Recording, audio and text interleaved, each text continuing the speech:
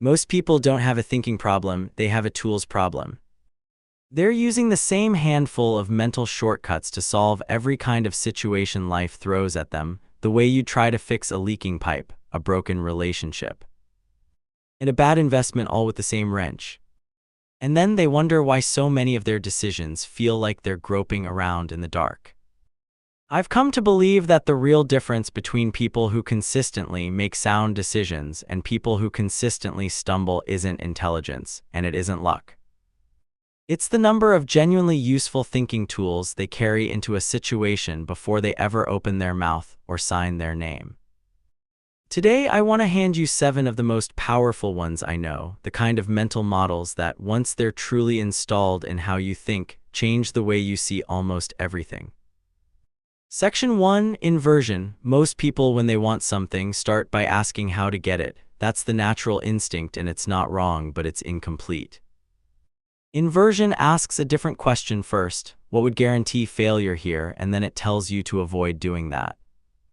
It sounds almost too simple to matter, but the power in it is enormous, because avoiding stupidity is often far easier and far more reliable than chasing brilliance.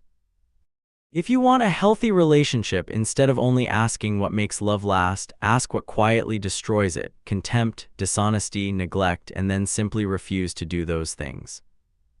If you want a sound financial future, instead of chasing the next clever investment, ask what ruins people financially: debt they can't control, decisions made from panic, living beyond their means.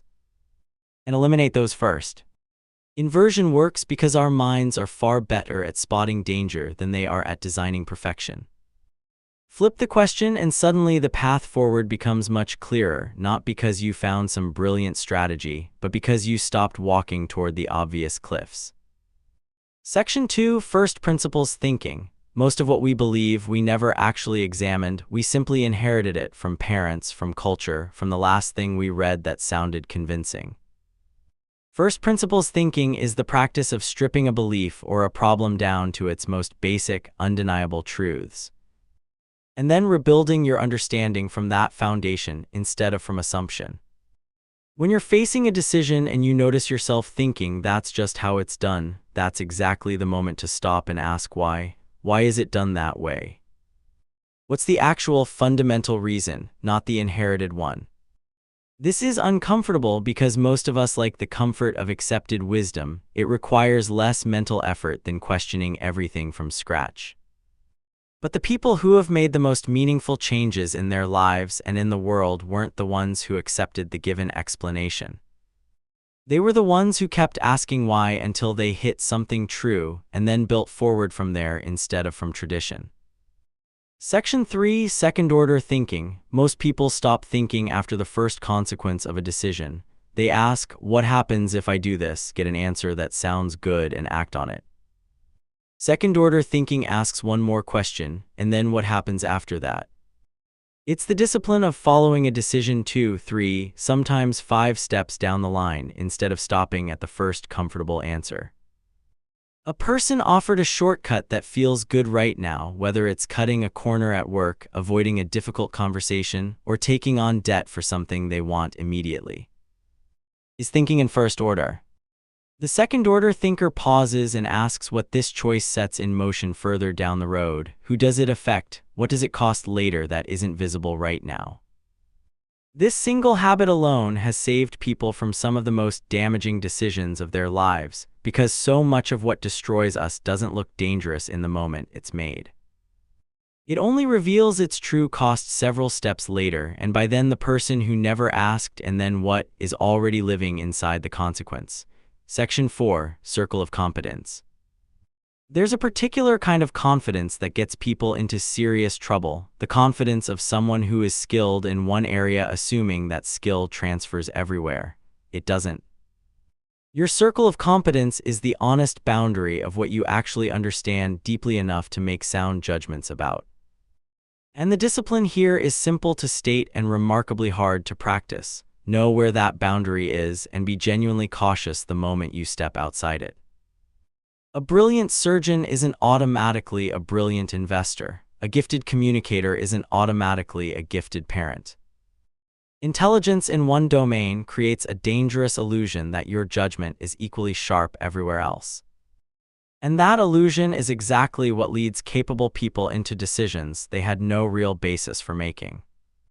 The people who protect themselves best aren't the ones who know the most, they're the ones who know precisely what they don't know. And who ask for real guidance the moment they sense they've wandered outside the edge of their own understanding. Section 5. The map is not the territory. Every belief you hold, every plan you've made, every model you carry in your head about how the world works is a map, a simplified representation built to help you navigate reality. But a map is never the actual terrain, it's always missing details, always leaving something out, and the danger comes when you forget that and start treating your map as if it were reality itself. This shows up constantly. Someone forms an opinion about a person based on one conversation and then treats that opinion as complete truth, ignoring every piece of evidence that doesn't fit the map they've already drawn. A business holds onto a strategy that worked 5 years ago, mistaking that old map for the current territory, while the real landscape has quietly shifted underneath them. The discipline here is to hold your beliefs the way a good navigator holds a map, useful, but always open to revision the moment the actual terrain shows you something the map didn't account for. The moment you fall in love with your map instead of the territory it's meant to represent, you stop actually seeing what's in front of you. Section 6. Occam's razor. When you're faced with several possible explanations for something, the simplest one, the one requiring the fewest assumptions, is usually the right one. This sounds obvious, but almost nobody actually applies it because the mind loves complexity, especially when the simple explanation is uncomfortable. If someone hasn't texted you back in 3 days, the mind can construct elaborate theories. They're upset with you, there's some hidden meaning, some slight you're not aware of. When the simple explanation that they're busy is by far the most likely one. If a plan keeps failing, people will invent complicated external reasons before considering the simple one, that the plan itself was flawed from the start. Occam's razor isn't about assuming life is always simple. Some things genuinely are complicated. It's about noticing when you're manufacturing complexity to avoid an uncomfortable but obvious truth, and having the discipline to reach for the simple, honest explanation before you go looking for an elaborate one to hide behind.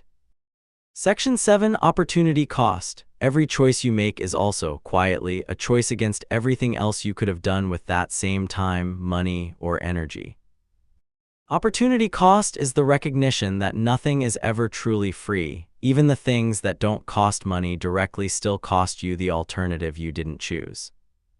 Spending an hour scrolling isn't free. It costs you an hour you could have spent building something, resting deeply, or connecting with someone you love.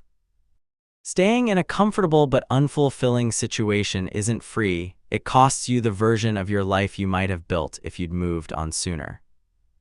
Most people evaluate decisions only by what they gain, without ever asking what they're quietly giving up by choosing this over everything else available to them.